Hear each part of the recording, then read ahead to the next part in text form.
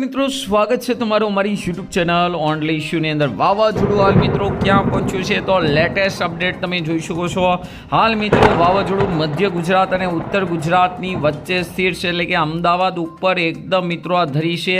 નીચલા લેવલેથી ભારે પવનો અને વાદળોનો જથ્થો પસાર થઈ રહ્યો છે. અત્યાર સુધીમાં જોવા જઈએ તો આજે વહેલી સવારથીના ધોધમાર વરસાદ શરૂ થયો છે. સુરેન્દ્રનગર, મોરબી, નર્મદા સહિત છોટાઉદેપુર, વડોદરા, અમદાવાદની અંદર ભારે વરસાદ પડી રહ્યો છે. અત્યાર સુધીની અંદર જોવા જઈએ તો એવરેજ 5 થી 6 ઇંચ સુધીનો વરસાદ છે એ પડી ચૂક્યો છે.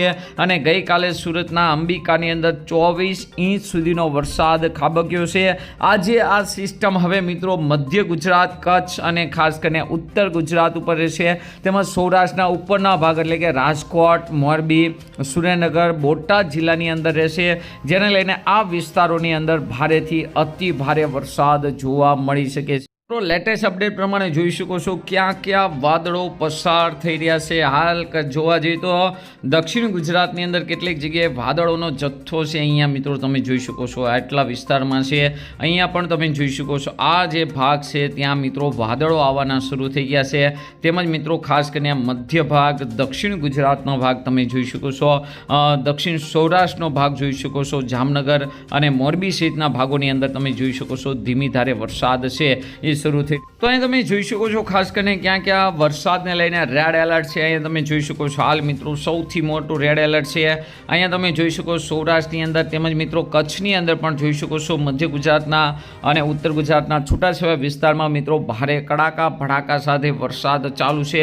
આજનો આખો દિવસ મિત્રો ગુજરાત માટે ભારે રહેશે અને આવતીકાલે સવારે પણ ભારે રહેશે. પવનની ઝડપ પણ મિત્રો તમે જોઈ શકો છો. હવે મિત્રો પવનની ઝડપ છે દક્ષિણ ગુજરાત, સૌરાષ્ટ્રની અંદર, કચ્છની અંદર તેમજ ઉત્તર મધ્ય ગુજરાતમાં આંટીવાળી પવનની ઝડપ જોવા મળી શકે છે. કેટલીક જગ્યાએ મિત્રો વીજળી પડવાના સમાચાર પણ જોવા મળી શકે છે. તો આજના વિડીયોની અંદર આપણે એ જ વાત કરશું આજે બપોર પછી મિત્રો ક્યાં વાવાઝોડું ભૂકા કાઢશે, કયા કયા જિલ્લાની અંદર આજે મિત્રો રેડ એલર્ટ જાહેર કરવામાં આવ્યું છે.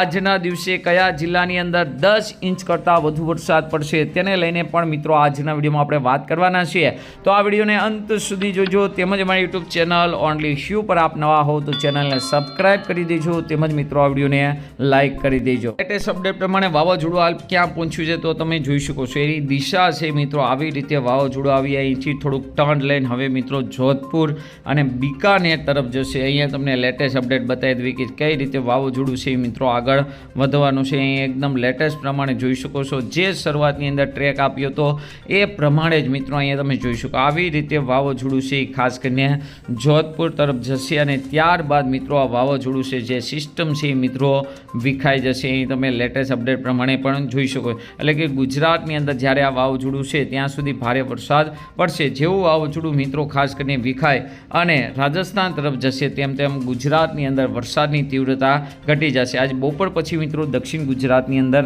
થોડી રાહત મળી શકે છે. જોકે પવન ફૂલ હોવાને કારણે વરસાદ છે ઝરમર ચાલુ રહેશે, ટહટહ્યું ચાલુ રહેશે.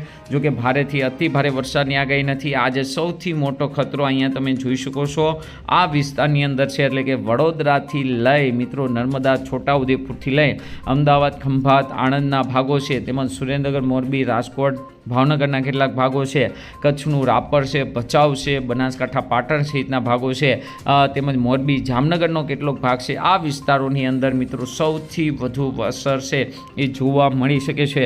જોકે ગઈકાલે પણ ગુજરાત હવામાન વિભાગે આ જિલ્લાઓને મિત્રો ખાસ કરીને રેડ એલર્ટમાં મૂક્યા છે મધ્ય ગુજરાત અને ઉત્તર ગુજરાતમાં, કારણ કે સિસ્ટમ છે આવી રીતે ટર્ન મારીને જાય છે. તો મધ્ય ગુજરાતમાં અમદાવાદ સહિત ગાંધીનગર, સાબરકાંઠાના સહિતની અંદર મિત્રો ભારેથી અતિ ભારે વરસાદ આજે બપોર પછી ખાબકી શકે છે.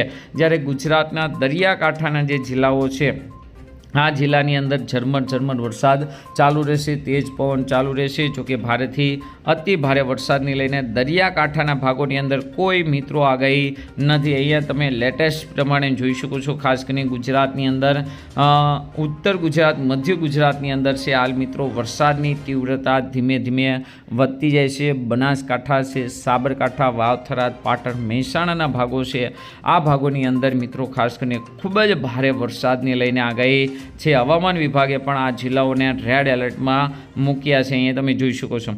અને આ સિસ્ટમ એ વિસ્તારની અંદર 2 તારીખે પણ રહેવાની છે.